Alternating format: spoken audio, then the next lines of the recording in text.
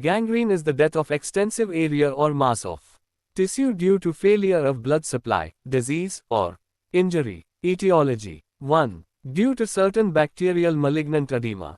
Fusobacterium necrophorus, streptococci and staphylococci. 2. Burns and scalds, frostbite.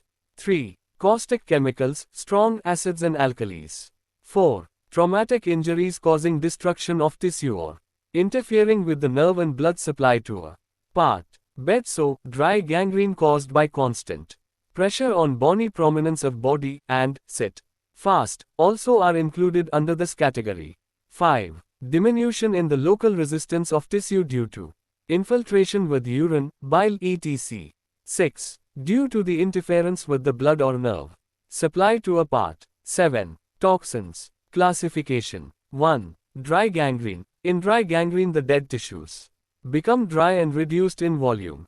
2. Moist gangrene. It is seen in tissues having high fluid content. There is disintegration and liquefaction of tissue in a blood-stained, foul smelling fluid is noticed. The absorption of this fluid containing toxic substances may also cause constitutional disturbances. Local symptoms. In dry gangrene, contraction of tissue and the loss of normal appearance of the tissue becomes evident. E.g., the skin presents a wrinkled appearance with its hair dry and erect. In moist gangrene, the enlargement of the tissue with blood and serum causes an initial increase in the volume and change in the color of tissue. At this stage there is severe pain. The tissues may present a blackish or purple or greenish appearance. When death of tissue takes place, they appear cold and insensitive and pain disappears. A dark red, foul smelling discharge is noticed. Termination. Local inflammation can be noticed around the dead tissues and a distinct line of demarcation gradually develops. In favorable cases, the dead tissues are later cast off, sloughs, and the healing takes place of the resulting wound. The process of gangrene is marked by 3 stages, viz. 1. Death of tissue, 2.